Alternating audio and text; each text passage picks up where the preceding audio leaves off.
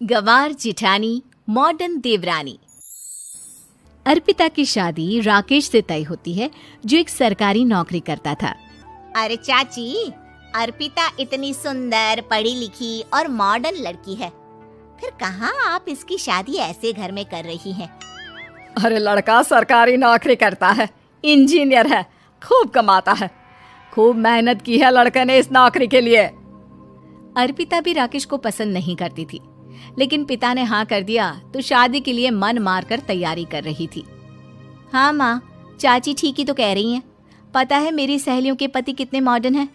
अरे देख बेटा, तू मॉडर्न है ना, वो पढ़ने लिखने वाला गांव का होनहार लड़का है, तू जैसा रखेगी रहेगा।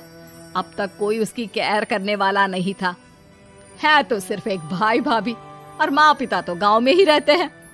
अर्पिता का मुंह बन जाता है। वो पिता के फोन से राकेश का नंबर लेकर उसे मिलने के लिए बुलाती है। आज तो मैं उसे साफ साफ मना कर दूंगी, मुझे नहीं करनी शादी। शक्ल देखी है ना, कपड़े पहनने का तरीका है ना बोलने का। अर्पिता राकेश से मिलने जाती है। अब क्या हो गया, आपने मुझे अर्जेंट मिलने को बुलाया, सब ठीक तो है ना? हाँ सब ठीक है, पर मैं आपसे कुछ कहना चाहती हूँ। आप ना इस शादी से मना कर दे। राकेश की आंखें अर्पिता की इस बात से लाल हो जाती है। वो रोंधे गले से कहता है, लेकिन शादी की सारी तैयारियां हो गई हैं। मैंने आपके साथ एक अच्छे भविष्य का सपना भी देख लिया है। ऐसा मत करिए प्लीज। माँ पिता के अलावा मैंने किसी को दिल से अपना माना है तो वो आप ही है। देखिए, मुझे आपसे कोई समस्या नहीं है, लेकिन आप मेरे जैसे नहीं हैं। मैं मॉडर्न लड़की और आप। मैं आपसे वादा करता हूँ, जब तक आपके लायक नहीं बन जाता मैं कभी आपसे बीवी का हक नहीं मांगूंगा। अर्पिता राकेश का प्यार देखकर पिघल जाती है और शादी के लिए हाँ कर देती है। दोनों की शादी हो जाती है, लेकिन शादी के बाद राकेश की भाभी, जो कि पूरी की पूरी देहाती थी। ए राकेश, उठ, जब पानी भर कर ला, और तेरी बीवी को बोल के चूल्हा लगा दिया है, रोटी बना ले। क्या है ये सब? और तुम्हारी भाभी इस तरह चिल्ला क्यों रही है? क्या करूं, भाभी ही खाना बनाती है और मुझे पढ़ने के लिए इस घर में रखा, तो मैं घर का सारा काम कर देता हूँ। अब तुम आ गई हो, अपने तरीके से देख लो। ये मकान तो तुम्हारे पापा ने बनवाया था ना, शहर में, ताकि बेटा पढ़ाई कर सके। हाँ, पर भाभी ही पूरे घर में रहती है। ठीक है, देखो अब। अर्पिता बाहर जाती है। सूट पहनी अर्पिता को देखकर जेठानी का पारा हाई हो जाता है। ए शहर की हीरोइन, यहाँ ना चलेगा ये सब, समझी? साड़ी पहनो, साड़ी।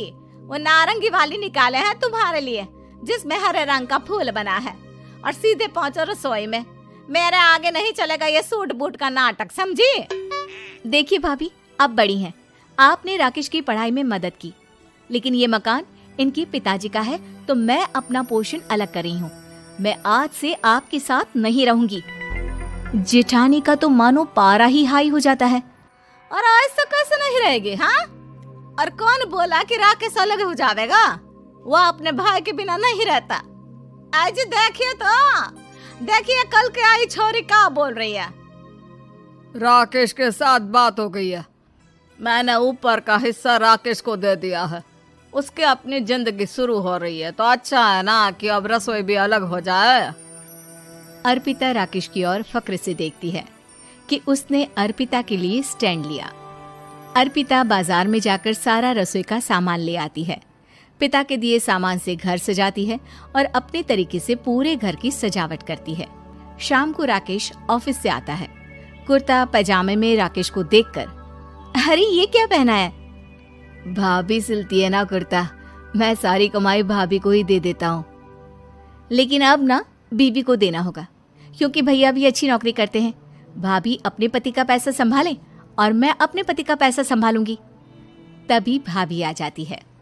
अरे देखो, बहुत हो गया। हाँ, अलग रहने तक तो ठीक था, लेकिन पैसा हम एक फूटी कौड़ी नहीं देंगे। बचपन से तुम्हारे पति को हमने पाला है, उसका हिसाब दो। अच्छा, हिसाब चाहिए? कितना पढ़ी हैं आप जो आपको हिसाब चाहिए? बड़े भाई हैं उनकी, जिन्होंने उन्हें पढ़ाया लिखाया, वो हिसाब मांगेंगे तो जरूर दे दूंगी भाभी। अरे देख, हाँ, अगर तूने पढ़ाई की है तो मैं भी अंगूठा छापना हूँ। अरे 5 की रात तक पूरी पढ़ाई की है, समझे?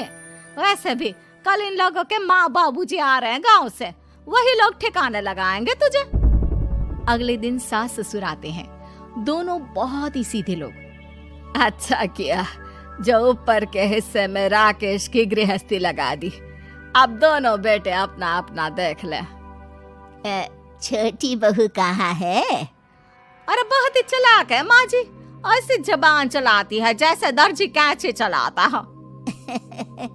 वैसे बहू तुम भी कम नहीं थी। और सुनाओ। तभी छोटी बहू सास ससुर के पैर छूकर उन लोगों को चाय और नाश्ता देती है। माँ जी, आप थक गई होंगी, मैं खाना लगा देती हूँ, ऊपर आ जाइए चाय पीकर। अरे बस बस, यही रहेंगे वो, क्योंकि बड़ी बहू मैं हूँ। हम एहसास है इनके माँ बाबूजी मेरे पास ही आए हैं। चलिए माँ जी, आप ना किचन में खाना बनाइए, मैं जरा बाजार होकर आती हूँ और फिर साथ में खाना खाते हैं। जेठानी बाजार निकल जाती है और सास ससुर बेचारे घर पर अकेले। फिर दोपहर को, माँ जी, मैंने आप सभी के लिए खाना बनाया है। माना मैं छोटी हूँ, लेकिन अच्छा लगेगा अगर आप लोग मेरे साथ रहें। वैसे भी यहाँ है कौन बेटा, चलो ऊपर राकेश के पास ही चलते हैं। सास ससुर दोपहर का खाना खाकर वहीं आराम करने लगते हैं कि जेठानी आ जाती है। अरे वाह, ये तो वही बात हुई ना, कल की आई को पूरा परिवार और हम अकेले के अकेले। भाभी देखिए, परिवार में प्यार से रहा जाता है, ना कि चालाकी से। अम्मा खाना कैसे बनाती, पहले ही गांव से थक कर आई हैं। हाय रे दया, तो मैं का बाजार से ऐस करके आ रही हूँ। अरे भूख के मारे मेरा सर दर्द हो रहा है, पर यहाँ मेरी फिक्र कौन करेगा। अरे तो किचन में खाना है, लगा देती हूँ मैं भाभी। बड़ी बैठकर खाना खाती है और शाम को जब राकेश घर आता है। अरे राकेश, तू तो पूरा हीरो लग रहा है इन कपड़ों में। ऐसे कपड़े पहले क्यों नहीं पहनता था? राकेश बीवी की तरफ देखता है और फिर कहता है, माँ, पहले पहनाने वाली नहीं थी ना। हाँ हाँ, और हम जो हाथ से सिल सिल कर कुर्ता पहनाते थे उसका का? अरे तुम्हारे भैया तो आज भी पहन रहे हैं। तभी अर्पिता सास के लिए कपड़े और ससुर के लिए शर्ट पैंट ला कर देती है। उन लोगों को फ्रिज से ठंडा पानी और टीवी में फिल्म दिखाती है। अरे कब से इनको बोल रहे हैं कि फ्रिज वाले आओ, लेकिन ये है कि मानत ही ना है। बहू, अब तो तुम ही समझाओ ससुर जी को। नहीं पापा, आप फ्रिज मत लीजिए। अरे वाह रे छोटे, खुद फ्रिज का ऐसे का मजा ले, और इनकी माँ के पास फ्रिज भी ना हो। अरे देखा पिताजी, देखा माँ जी कब बोल रही है। अरे उसकी पूरी बात तो सुन लो कि वो क्या बोल रही है। वो इसलिए क्योंकि अब माँ जी और पापा यहीं रहेंगे मेरे पास।